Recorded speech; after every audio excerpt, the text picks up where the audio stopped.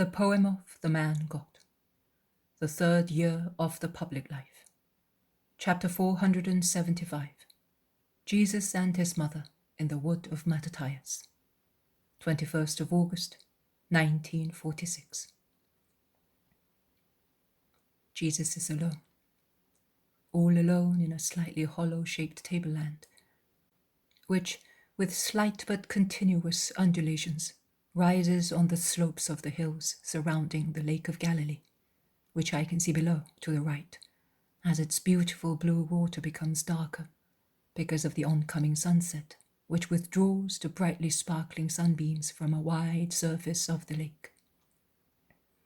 Behind the dell, to the north, are the mountains of Arbela, and farther back, beyond the lake, the higher mountains of Meirin and Giscala. To northeast, in the distance, the mighty majestic, from whatever side one looks at it, Great Hermon, the highest peak of which is whimsically lit up by the setting sun, so that its western side is a pinkish topaz hue, whilst the rest is an opaline shade, verging to the nondescript, snowy blue nuance, which I have seen at times on the tops of our Alps, at the borders. That is what I see looking north, and if I turn to the right, I can easily see the lake below on the left, and the higher hills which obstruct the view of the plain along the coast. But if I face south, I can see the Tabor behind smooth hills which are certainly the ones which surround Nazareth. There is a little town down at the bottom, near a very busy road, along which people are hurrying to reach their halting places. Jesus does not look at what I am looking. He is only seeking a place where to sit down, and he chooses it at the foot of a very powerful holm oak, whose leafy branches have protected the grass growing on the ground around it from dog days, so that it is fresh and thick, as if parching summer had never parched there.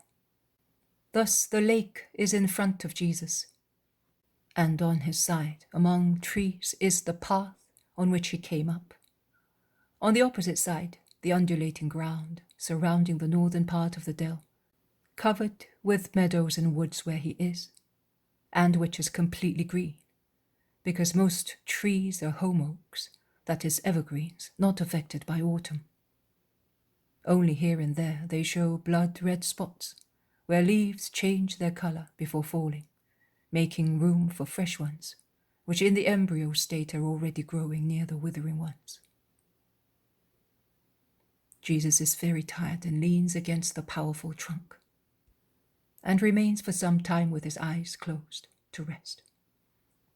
He then takes his usual posture, detaching his back from the trunk, leaning slightly forward, his elbows resting on his knees, his forearms stretched forward, his hands joined and his fingers interlaced. He is pensive. He is certainly praying. Now and again, when he hears a noise nearby, birds squabbling over a resting place for the night, some animal among the grass causing a stone to roll down the mountainside, a branch blown by a solitary gush of wind knocking against another branch, he raises his eyes, and with a pensive glance which certainly does not see, he looks in the direction of the sound, wondering if it comes from the little road that climbs along the holm oaks. He then lowers his eyes again, concentrating on himself. Twice he looks attentively at the lake which is already in the shade, and then he turns his head, looking westwards, where the sun has already set behind the woody hills. The second time he stands up and walks towards the path to see whether anybody is coming up, and then he goes back to his place. Finally the sound of footsteps is heard, and two figures appear. Mary, wearing a dark blue garment, and John, laden with bags. John calls twice, "Master!" And as soon as Jesus turns round, he says, "Here is your mother!"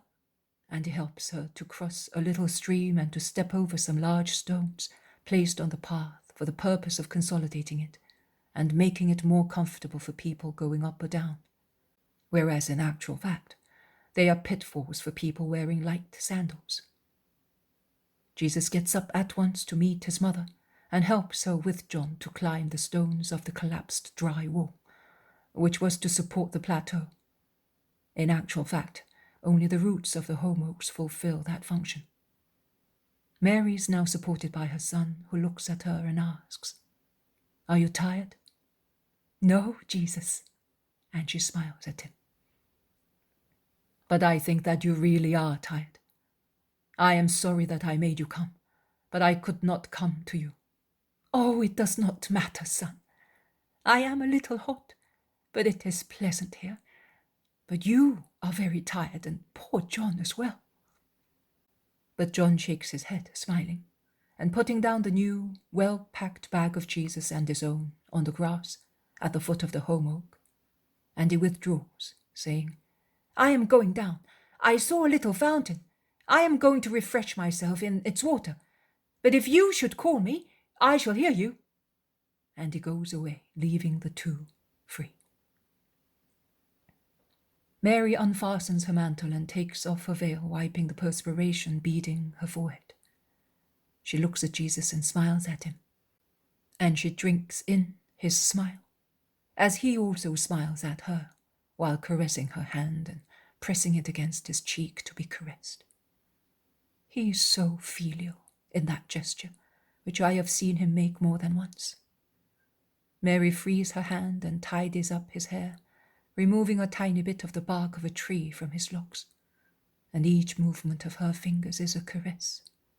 Such is the love with which it is made. And she says, "You are in sweat, Jesus. Your mantle is wet on the shoulders, as if you had been in the rain. But you can take another one now. I will take this one back. Sunshine and dust have discolored it. I had everything ready, and wait, I know that you have just had something to eat. A crust of stale bread and a handful of olives, which were so salty as to irritate your throat. I was told by John, who did nothing but drink as soon as he arrived. But I brought you some new bread. I had just taken it out of the oven, and a honeycomb which I took from the beehive yesterday to give it to Simon's children. But I have more honeycombs for them. Take it, son. It comes from our house." And she bends to open the bag, in which, on top of all its contents, there is a low wicker basket with some fruit lying on, which is a honeycomb enveloped in long vine leaves. And she offers everything to her son with some new crisp bread. And while Jesus is eating, she takes out of the bag the garments which she prepared for the winter months. They are heavy and warm, suitable to protect one from cold and rain, and she shows them to Jesus, who says, "How much work, Mother! I still had those of last winter. When men are away from their women, they must have everything new, so that they do not need to have anything mended in order to be properly dressed. But I have not wasted anything. The mantle of mine is your old one, which I shortened and re-dyed. It is still all right for me, but not for you. You are Jesus." It is impossible to say what there is in this sentence. You are Jesus. A simple sentence, but all the love of the mother, of the disciple, of the ancient Hebrew women for the promised Messiah, of the Hebrew women of the blessed time in which Jesus arrived, is in those few words. If the mother had prostrated herself worshipping her son as God, her veneration would have been of a limited form. But her words express something which is more than the formal adoration of knees that bend, of a back that bows, of a forehead that touches the ground. Here it is Mary's whole being, her flesh, blood, mind, heart, spirit, love, adoring the God-man completely and perfectly. I have never seen anything greater, more absolute than these adorations of Mary for the Word of God, who is her Son, and who she always remembers is her None of the people whom I see worship their Saviour after being cured or converted by Jesus, not even the most fervent ones, not even those who inadvertently behave theatrically in their transport of love, have anything like this. They love completely, but always as creatures, lacking something to be perfect. Mary loves, I dare say, divinely. She loves more than a creature. Oh, she really is the daughter of God, free from sin. That is why she can love thus. And I think of what man lost through the original sin. I think of what Satan stole from us by overwhelming our first parents. He deprived us of the power of loving God as Mary loved him. He deprived us of the power of loving well. While I am meditating on these matters, watching the perfect couple, Jesus, at the end of his meal, has sat on the grass at Mary's feet, resting his head on her knees like a tired, sad child who takes shelter near the only person who can console him. And Jesus caresses his hair, touching Jesus' smooth forehead lightly. She seems to be wishing to dispel all the tiredness and all the grief which are in her son by means of her caresses. Jesus closes his eyes, and Mary stops caressing him. She remains with her hand resting on his head, looking in front of her pensively, still. Perhaps she thinks that Jesus may fall asleep. He is so tired. But Jesus opens his eyes again almost at once. He sees that it is growing dark. He realizes that it is not possible to prolong that hour of solace. So he raises his head, still sitting where he is, and he says, "Do you know, Mother, from where I come?" "Yes, I know. John told me.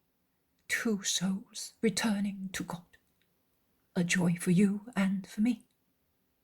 "Yes, and I am going down to Jerusalem with that joy, to make up for the disappointment you received the same day that we parted."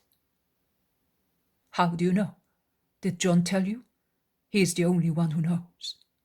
"No, I asked him about it, but John replied, 'Mother, you will be seeing him before long. Ask him.'"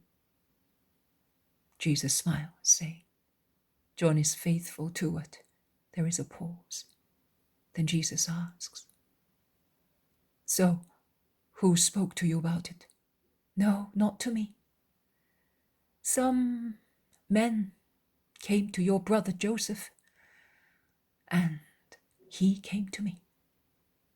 He was still a little. Yes, son. It is always better to speak the truth. He was somewhat upset after meeting you at Capernaum, and especially after his discussion with Judas and James. They met during your absence, and James too. Nay, James of all was severe, very severe. I would say too severe. But the Eternal Father, who is always good, derived some good from their variance. Certainly because it was a variance originating from 2 sources of love. Different, of course, but still love. Imperfect. That is true. Because if they had been perfect, if at least one source were perfect, it would not have gone so far as to get angry. Anger is perhaps too strong a word to describe James's mood, but he was certainly very severe. You would have certainly reminded him to be charitable. I did not approve, but I bore with him because I realized what was upsetting so much the ever-patient James. One cannot expect him to be perfect. He is a man, and he is still very much of a man, too. Oh, there is still a long way to go before James becomes as just as was my Joseph. He knew how to control himself and be always good. But I am digressing. I was speaking of the imperfect love of the 2 for you, because they love you so much. Also Joseph does, although at first sight he does not seem to. It is really love for you, all the care he takes of me, a poor woman. And it is love for you, his way of thinking, as an old Israelite, firm in his ideas like his father. He would give anything to see you loved by everybody. His way, of course. But reverting to the fact, I must tell you that Joseph, whom James's firm behavior did not harm, began to come to me every day. And do you know why? That I may explain the scriptures to him as you and your son understand them, he said. To explain the scriptures in the light of the truth. It is not easy when he who is listening to you is a Joseph of Alphaeus, that is, one who firmly believes in the temporal kingdom of the Messiah, in his royal birth, and in so many other things. But it was his own pride that helped me to make him accept the idea that the king of Israel is to be of royal descent, of David's stock, agreed, but that it is not necessary for him to be born in a royal palace. Oh, how proud he is of belonging to the stock of David. I told him many things in a kind way, and I got him to revise that idea. He now admits, in accordance with the prophecies, that you are the predicted one. But, I would not have been successful in convincing him that your true greatness consists exactly in being the king of the Spirit, the only thing that can make you the universal and eternal king. If people had not come on 2 occasions looking for him, the first, still those from Capernaum with others, after tempting him with dazzling promises of grandeur for the whole household, seeing that he was less inclined to yield to their suggestions. They expected him to force you and to force me to make you accept a crown. They betrayed themselves when they began to threaten him. The usual half-hidden threats which they use, sharp knives enveloped in soft wool, to make them seem harmless. And Joseph reacted, saying, I am the oldest, but he is of age, and I have never been told that in our family there have been fools or mad men. For 20 years, since he became of age, he has been aware of what he does. So go to him and ask him, and if he refuses, leave him in peace. He is responsible for his actions. Then some of your disciples came. It was just the eve of the Sabbath. Are you looking at me, son? Allow me not to mention their names, but let me tell you to forgive them. A son who should lift his hands against his old father. A Levite who should desecrate the altar and be afraid of Jehovah's wrath would not be like them. They came from Capernaum, where they had been looking for you. They had come along the lake road from Capernaum to Magdala, and then to Tiberias, hoping to find you. And they had met with Hermas and Stephen, who were going down to Jerusalem with other people after being Gamaliel's guests for some days. I do not want to repeat what they said, what they want to tell you and are anxious to tell you. But their words had increased even more the grief of the disciples who had been led astray to the extent of joining those who wished to betray you by means of a false unction. Joseph was with me when they came, and it was a good thing. Oh, Joseph had not yet reached the light, but he is already in the twilight of his dawn. Joseph understood the snare, and Joseph is very fond of you now. He loves you. I dare not say in the right manner, but at least as an adult relative who suffers because of your suffering, who watches over your safety, who knows your enemies. That is why I know what they did to you, son. A sorrow and a joy, because more than one recognized you for what you are. Such grief and joy for you and for me. But we are forgiving everybody, are we not? I have already forgiven those who repented, as far as I am allowed to forgive.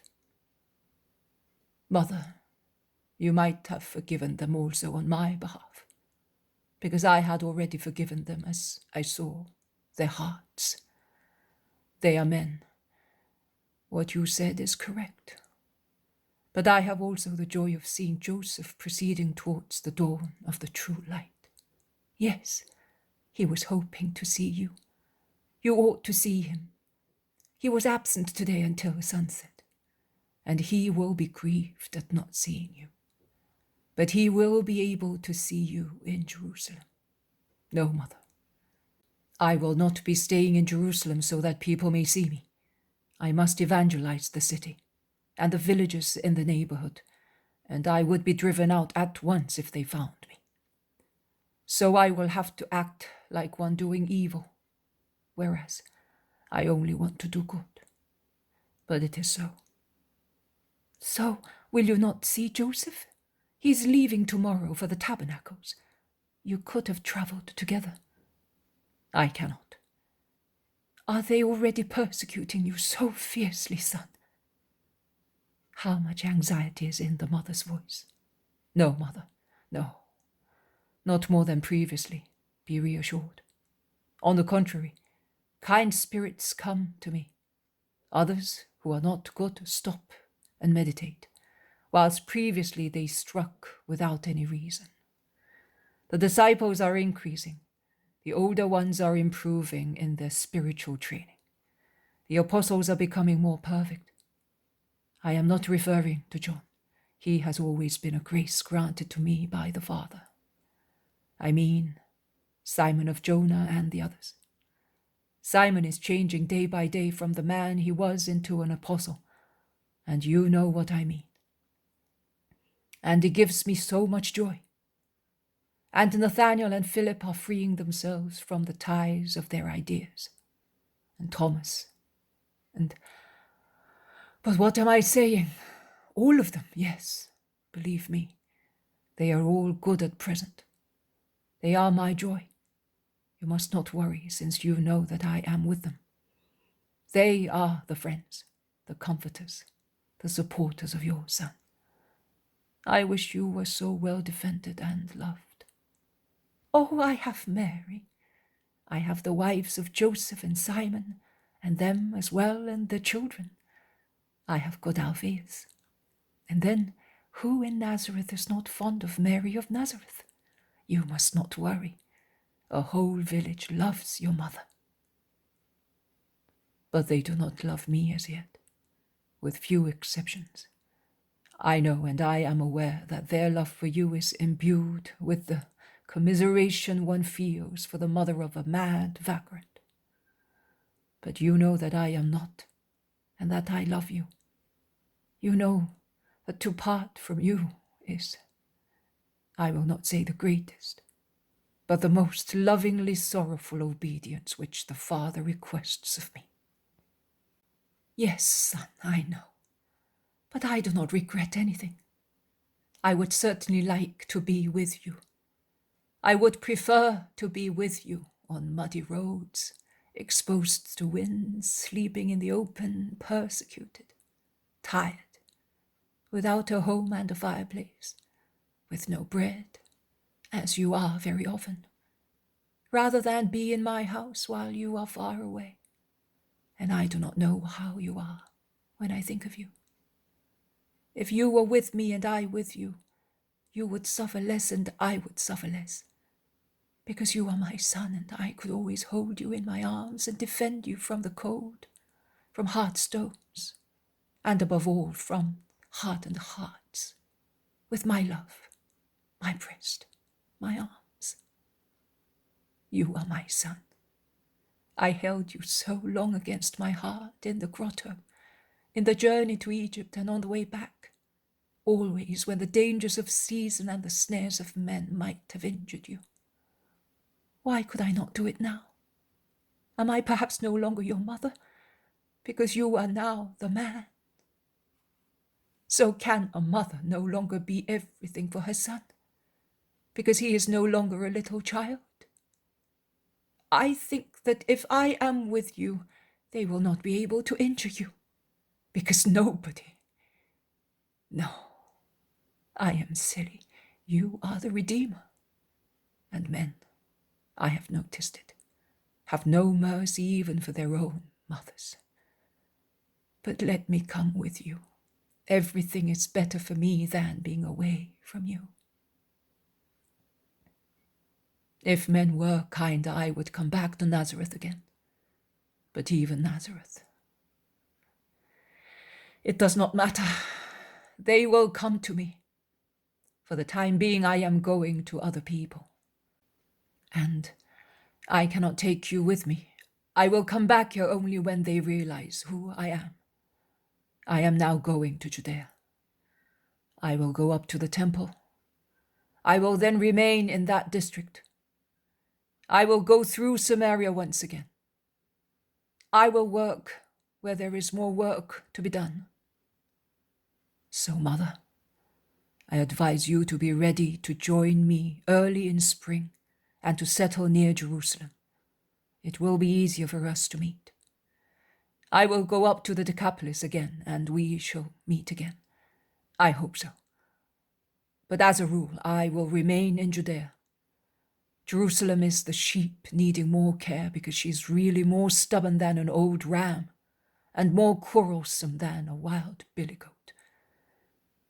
I am going there to spread the word like dew which never tires falling on her aridity. Jesus stands up. He stops and looks at his mother, who gazes on him attentively. He moves his lips, and shaking his head, he says, "There is still something to be said before the last thing. Mother, if Joseph wants to speak to me, let it be at dawn the day after tomorrow on the road, which from Nazareth goes to Jezreel via the Tabor. I shall be there alone, or with John. I will tell him, son." There is silence. Dead silence. Because the birds have ceased quarrelling among the leafy branches, and also the wind is quiet, while twilight deepens. Then Jesus, who seems to have found with difficulty the words to be spoken at last, says, "Mother, my pause is over. A kiss, Mother, and your blessing." They kiss and bless each other. Then Jesus, bending to pick up his mother's veil and calling John as if he wished to make the words less grave, says, "When you come to Judea, bring me my best tunic, the one which you wove for me for solemn festivities. In Jerusalem I must be master, in the widest meaning, and also more human sensitively, because those closed, hypocritical spirits look more at the outside, one's garments, than the inside, one's doctrine. And thus also Judas of Kerioth will be happy, and Joseph will be satisfied seeing me in a royal garment. Oh, it will be a triumph, and the garment woven by you will contribute." And he smiles to mitigate the harsh truth concealed by those words. But Mary is not deceived. She stands up and leans on Jesus' arm, exclaiming, "Son," with such heart-rending grief that makes me suffer. Jesus takes her in his arms, and she weeps against his heart. "Mother, this is the reason why I wanted to speak to you in this hour of peace. I entrust you with my secret and what is dearest to me here on the earth. None of my disciples know that we shall not come back to these parts of the country until everything has been accomplished. But you, I have no secrets for you.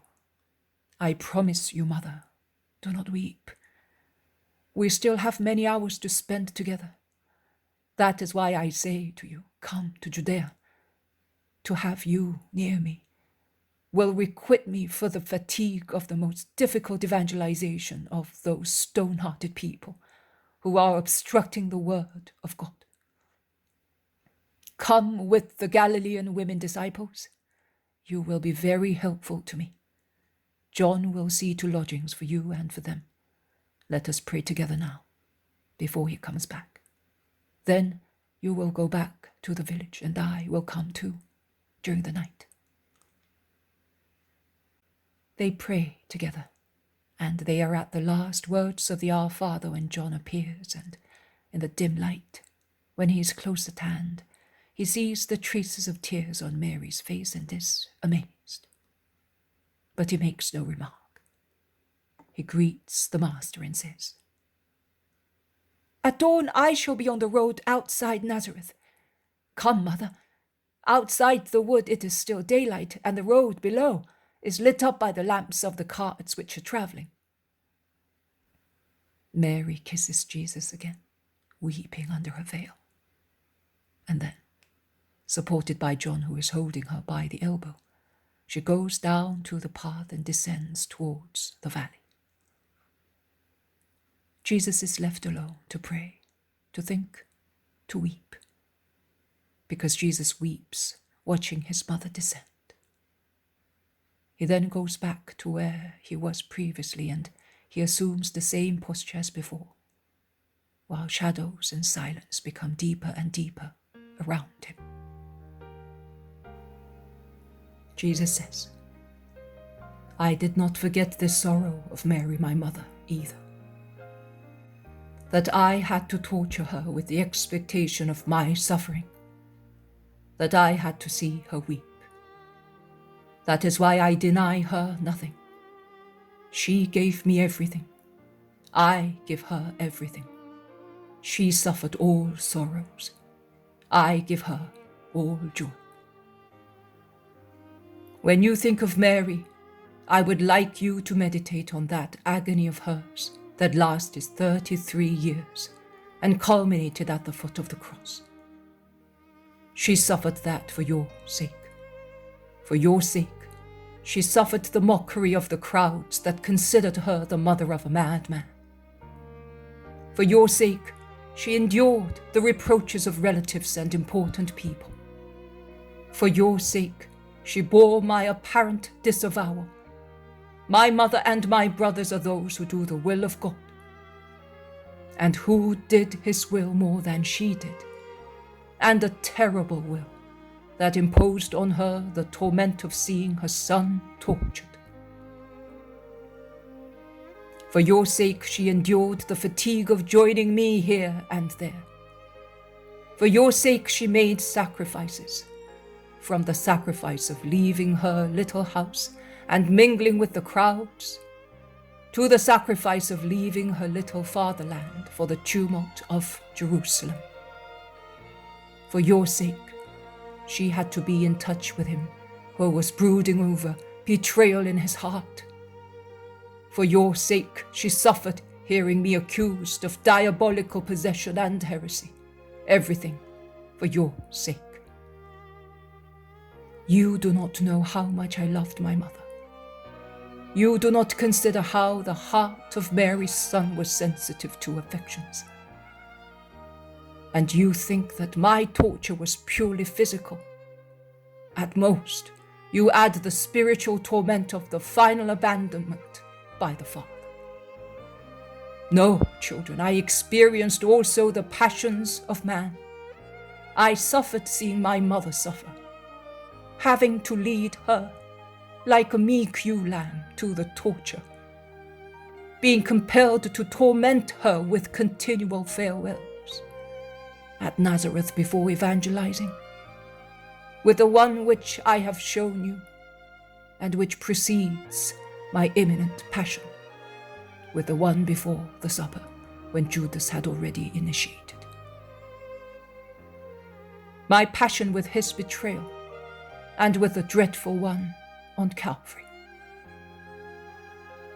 I suffered seeing myself derided, hated, slandered, circumvented by unwholesome inquisitiveness that did not evolve into good, but into evil. I suffered because of all the falsehood that I had to hear or see acting beside me. The falsehood of the hypocritical Pharisees, who called me master and asked me questions, not because they believed in my intelligence, but to lay snares for me. The falsehood of those who had been benefited by me, and who became my accusers in the Sanhedrin and in the Praetorium. The long premeditated subtle falsehood of Judas, who sold me and continued feigning to be my disciple, and indicated me to the executioners with a sign of love. I suffered because of the lie of Peter, who was seized with human fear. How much falsehood, and so revolting for me, who am the truth. How much there still is, even now, with regard to me. You say that you love me, but you do not love me. You have my name on your lips, but you adore Satan in your hearts, and you follow a law contrary to mine. I suffered thinking that with respect to the infinite value of my sacrifice, the sacrifice of a God, too few would be saved. Or, I say, all those who in the course of the centuries of the earth would prefer death to eternal life, making my sacrifice vain, were present to me. And with that knowledge I went to my death. You can see, little John, that your Jesus and his mother suffered bitterly in their moral egos, and for a long time. So be patient if you will have to suffer.